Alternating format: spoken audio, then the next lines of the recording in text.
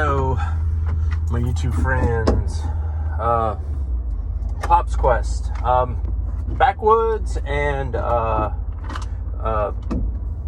whomever shall not. I don't know if you're subbed up to him, but up there in Carolina, he used to be Pop's Cabinet Shop Quest, but now he's Popsquest. If you ain't subbed up to him, go ahead and look him out. He's a cool guy. I've learned a lot from him. He's about 10 years ahead of me in business, so forth, and I, small business owner, former small business owner. I just really looked up to him, but he's worth checking out. And then he got into USPCA competitive shooting. He's a cool guy. Anyway, he's talking about another guy called Guns Coast to Coast, and Guns Coast to Coast does like a driving vlog. I don't know if you've ever watched him. I'm sure you have too.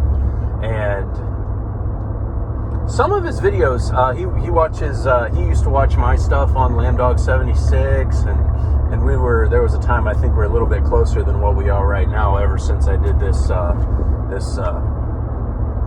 pirate project here with the Southern Paladin. And his videos are always like, they carry this ominous aura to them. Just like utmost serious.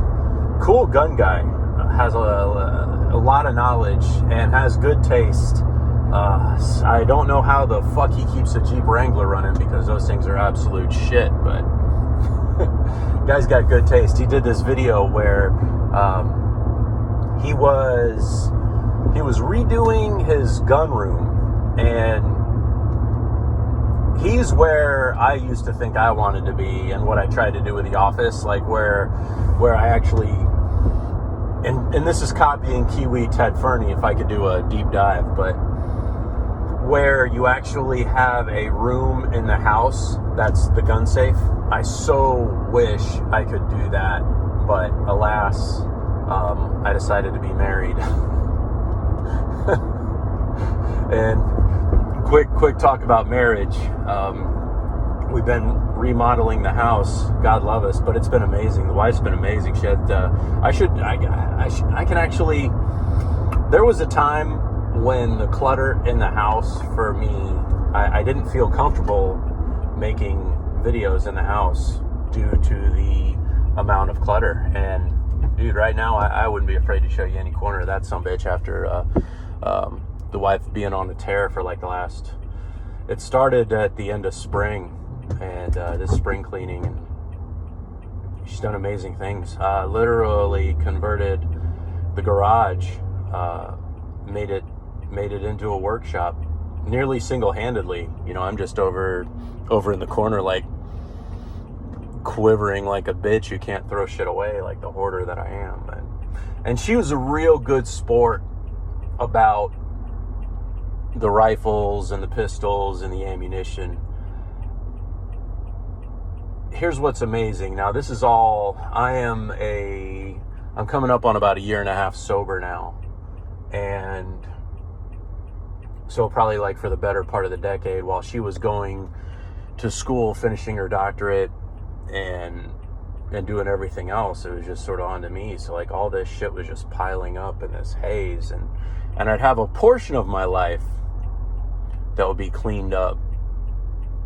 And unfortunately, the small thing that got cleaned up, she mistakenly encountered it and cleaned it too.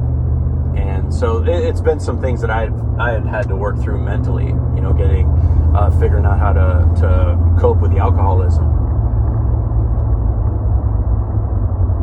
But what I'm trying to say is she's a really good sport about the rifles, and never went to the trouble of, and Tex doesn't believe me when I tell him that, like, not all my guns are at the house,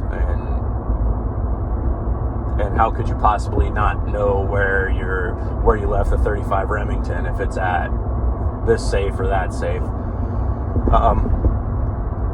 Somewhere, somehow, and this is a humble brag to myself, I was worried that I had left guns everywhere, and she would like pull up bag of shit and see a rifle laying there and just lose her damn mind about it.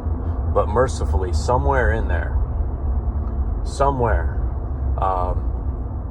all the firearms were correctly stored. So thank God for that. And he was looking out for me somehow. But she, I think one time into it, she's like, how much ammunition do you need?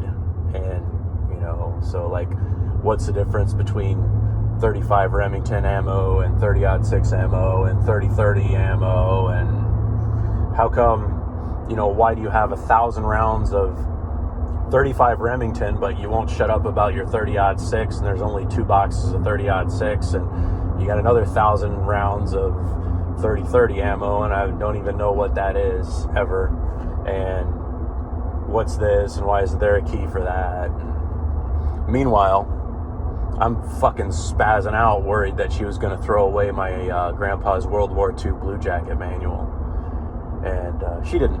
She knew it was special. And that was good. But guns coast to coast, I guess if I knew him better, or if I was better friends with him,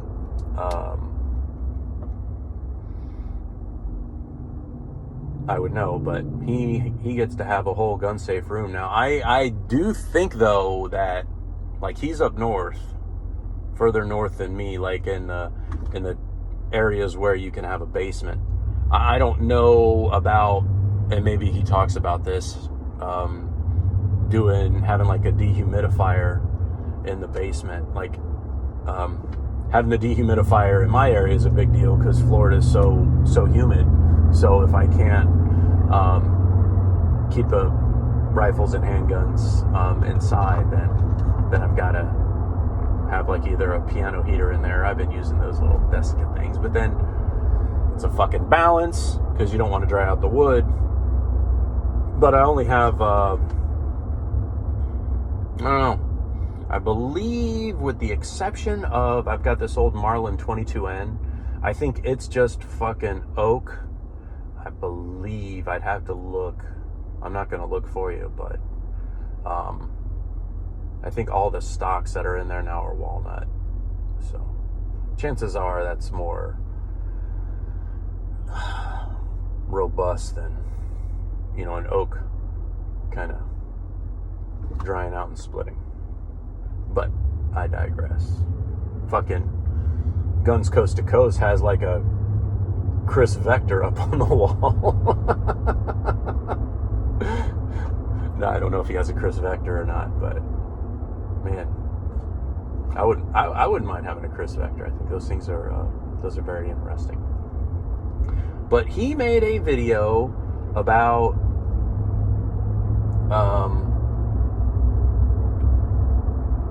I think that's a rocket. Anyway, big wide load going down the road. Sorry, distracted by something shiny. He made a video. I think it had to do with terrorism and I haven't watched it because I'm kicking this pure YouTube hot take style. Like, I commented on Rob's video when there was still like 2 minutes left. Because I know how to YouTube. Like, he says he's not a YouTuber, but I'm a YouTuber. Fucking babbling YouTuber. But I see these media posts, and it always harkens me back, and it kind of aggravates me. The right wing always accuses the left wing of never wasting a tragedy. When I see it, like, the right wing does the same fucking thing. We go like, see, this is why I need this rifle. This is why I need my guns. And based on what Popsquest said, the discussion is, how would you react if you're in an area that's being attacked by like an organized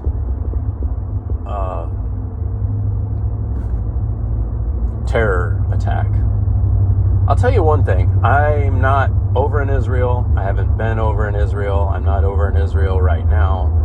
But some groups, from what I'm told by people who were, now this is just secondhand knowledge, some of these Chechenian groups and some of these Hamas groups, you're not going to be, as a civilian, you try to engage them with your handgun when they've got rifles. I'm going to put this as delicately as possible, and this is just my opinion. Given my training, I am much better off finding an exit, getting my family to the exit, and if somebody else comes along for the ride, so be it. But I don't have the training to turn around, then re-engage and keyhole them motherfuckers as much as I'd like to, because there's so many different factors when it comes to group engagement in a hostage environment. Like, and I don't know where they come from, and I'm going to bet Guns Coast to Coast has a similar opinion, because he knows his shit. But even like regular infantry, even up through, now again, I'm not a fucking Army Ranger, but all the way up through Army Ranger, the people who respond to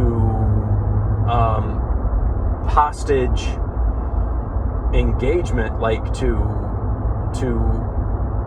attack those people, those dudes are trained even beyond what the higher level of military and police training is trained at. SWAT teams and different breakdowns, like it's a dicey situation. Some 10 years ago, a YouTuber named Nothing Fancy had this video up, and it may still be up. It's called Close to Engage. And I think in the thumbnail, like, it shows him like pointing his pistol, like as if he's a fucking death dealer gonna save the day. And please don't misunderstand. I don't think he took it that was really his intention.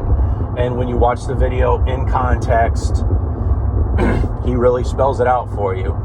If you happen to be able to take care of the things you've taken care of, and you can turn around and you have a shot, well, so be it. But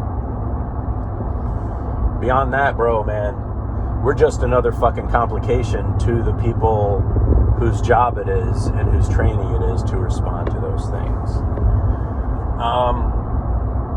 Bitching about a open southern border, yeah, I get that, and that's only part of one of my greater fears. There was a sheikh, I don't know if he was Saudi Arabian, might have been Syrian, but what he talked about was using American people who are disenfranchised, and he actually used the term rednecks. Beware the crate of fully automatic AK-47s given to you by the light brown man. You know what I'm saying? That's a concern of mine as well, dude.